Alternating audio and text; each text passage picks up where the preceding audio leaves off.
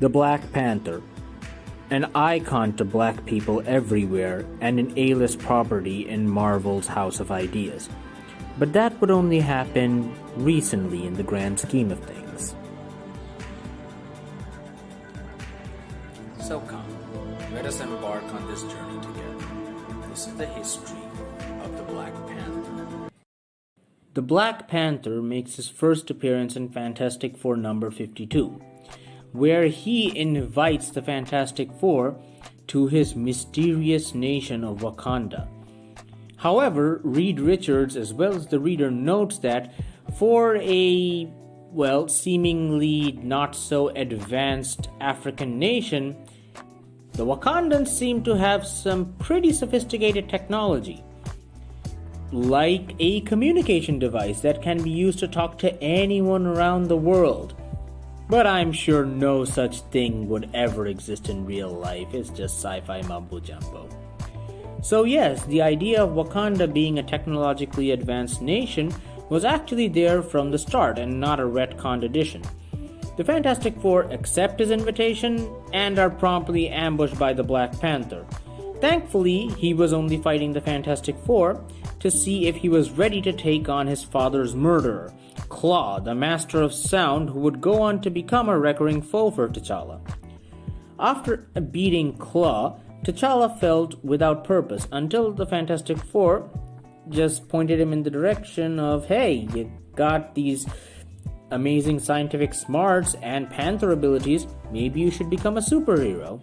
He agrees and would make a few appearances in the FF's own title before joining the Avengers at Captain America's request.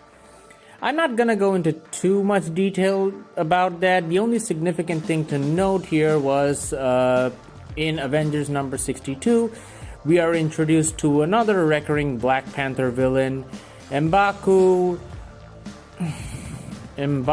the Man-Ape. God. But all good things come in threes, including villains, so let's get to the story arc that introduced one of the greatest foes T'Challa has ever faced, Killmonger. First, a little backstory. T'Challa would get his first solo story in the anthology series Jungle Action. Proofreader for Marvel, Don McGregor, noted that the previous stories in the Jungle Action series tended to have white protagonists in African settings, giving the whole thing an outdated white savior vibe. He was then given the task of creating original material, and he chose to use the Black Panther to do so. The result was one of the most critically acclaimed work that had been done so far with T'Challa, which also doubled as one of the first ever examples of a multi-issue story arc in comics. The success of Jungle Action prompted Marvel to give T'Challa his own series, though instead of McGregor writing, the job was handed to the legendary Jack Kirby. The results were mixed, to put it mildly. McGregor had the Black Panther dealing with the challenges to his throne by Killmonger, and had him fight the KKK in the United States. Kirby had him become a treasure hunter and gain ESP powers? Needless to say, not exactly a seamless transition. Kirby would leave the title after 12 issues, leaving new writer Ed Hannigan with the extremely difficult task of trying to tie the two dangling plot threads from the two writers together. And he did a decent job, but couldn't save the book as the series would get cancelled at issue 18, and the story would be completed in the anthology series Marvel Premiere. T'Challa would next appear in a 4-issue miniseries in 1988, written by Peter Gillis and penciled by Dennis Cohen. This is actually one of my favorite Black Panther stories, so I'll summarize it a little bit. T'Challa loses the favor of his Panther god when he chooses not to interfere in a neighboring African country suffering from apartheid. Instead, the god possesses one of the victims of the regime and tries to incite a bloody revolt. The story takes great pain to show that, yes, while violence against your oppressors can be tempting and even satisfactory, it is better to try for peaceful results instead. It's really good stuff, go check it out. McGregor would return to the character twice in 1989 and in 1990, but sadly the character wouldn't get a full series until 1998. If you saw my video on how the industry got its groove back during the 90s, you may remember me talking about the Marvel Knights imprint. The idea of the imprint was to give some of Marvel's B-list properties which showed promise an infusion of upcoming talent. The properties included Daredevil, the Inhumans, the Punisher, and of course the Black Panther. Writer Christopher Priest would go on to write one of the most well-received runs of Black Panther. It's honestly hard for me to describe the impact Priest's Black Panther had at the time and going forward. Priest would basically redefine the character, giving him a sense of gravitas that basically reminded everyone, this guy is a king of the most technologically advanced nation in the world, who also happens to be a superhero. The book would therefore very often deal with the impact T'Challa had on the politics of the entire world and the Marvel Universe as a whole. I feel like it would be amiss of me if I didn't describe Priest's writing style a little. He used what is commonly known as in medias res, which is a technique in which we are dropped into the middle of the story and then through a character's flashbacks or retelling of the story, we would get to the current point. For Priest, that was one of the main reasons behind the creation of the character of Everett Ross. Someone who would describe the amazing things the Black Panther did either to his bosses or his girlfriend, who was also his boss and T'Challa's ex-girlfriend. Look, it's well worth reading on your own. I'm not going into too much details here. But what I will talk about a little are some of the amazing things that T'Challa did. Tricking Mephisto and punching him in the face while at it, crashing his country's economy to give him an advantage over Killmonger, defeating Hydro Man with electrolysis, and to prevent this video from running too long, I'll just end it on this, getting swallowed by a dragon, then clawing his way out.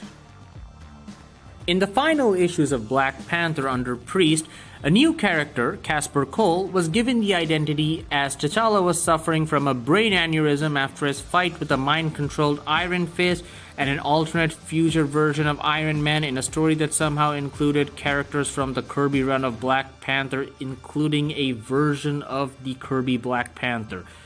If you find what I just said confusing, you have probably hit on one of the bigger issues of Priest's run, his tendency to overcomplicate things.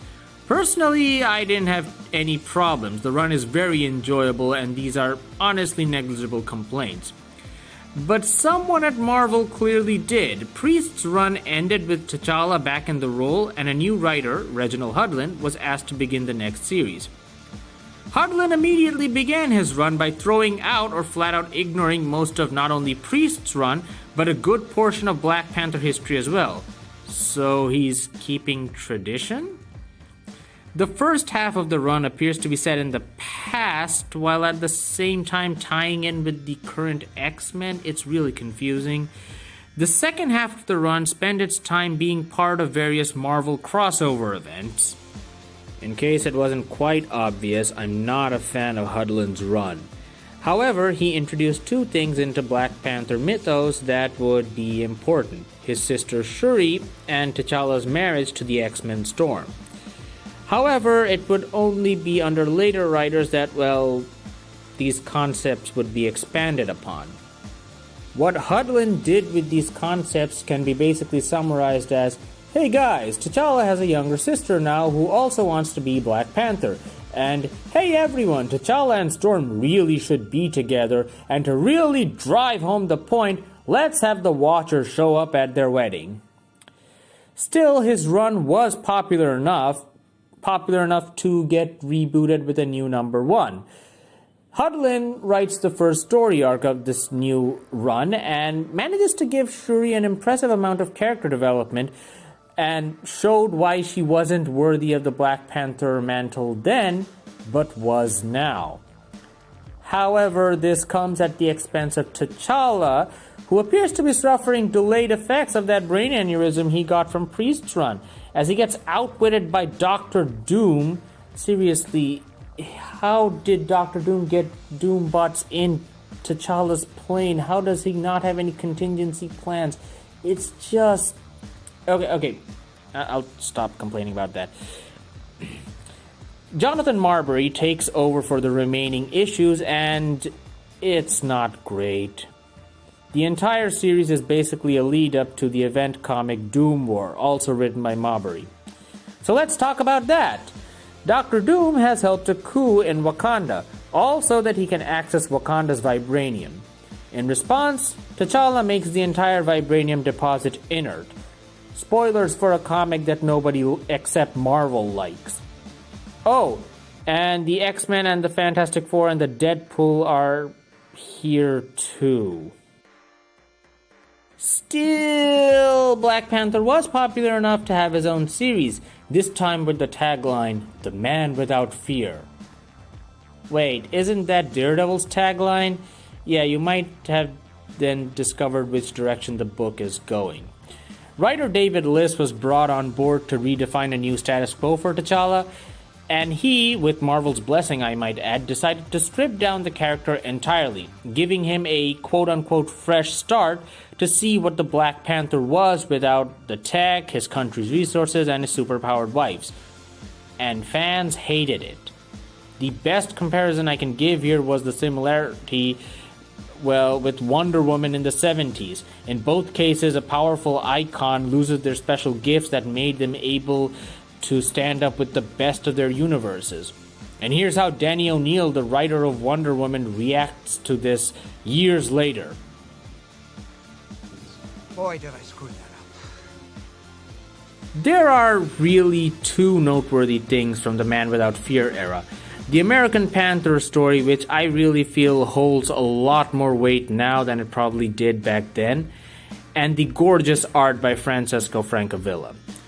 But in the end, it wasn't enough, and after the series cancellation, a new series wasn't greenlit. Things look bad for the Black Panther. Enter Jonathan Hickman. Before Hickman was given the reins of the Avengers franchise, T'Challa had two notable things happen to him in the interim, both of them in the event comic Avengers vs. X-Men. His marriage to Storm was annulled by T'Challa himself because she was on Namor's side when he attacked Wakanda. He was under the control of the Phoenix, but Wakanda was devastated by Namor's attack and would take a long time to recover. Moving over to Hickman's New Avengers book, T'Challa witnesses an incursion between the Marvel Universe Earth 616, and another one. As a result, he decides to call together the Illuminati, a group of people in the Marvel Universe known for having notable influence over various superhero teams. T'Challa was actually opposed to the initial idea of such a group, not joining the first team. So the fact that it was him initiating the group, showed how high the stakes were. While some people disagree, I feel that Hickman was able to give T'Challa his depth that he had been lacking since the Priest era, while also adding a layer of emotional complexity to him. Having to work alongside Namor in secret while their nations were at a Cold War that occasionally blazed hot definitely didn't help him, though it did make for some entertaining stories. This would lead into Hickman's Secret Wars, which thankfully I've already covered, so please watch that video. And thanks to Hickman's efforts and an appearance in Captain America Civil War and his own upcoming movie, T'Challa got his own series again, which I have also covered, so the video won't run for half an hour or something. As of this video's release, Ta-Nehisi Coates, the current writer of the Black Panther saga, is about to finish his epic run. So the future for the Black Panther may be about to change again. But I'm not really worried. If anything, T'Challa has shown himself to be extremely resilient, and I have no doubt that this icon will charge bravely ahead, no matter what the future holds.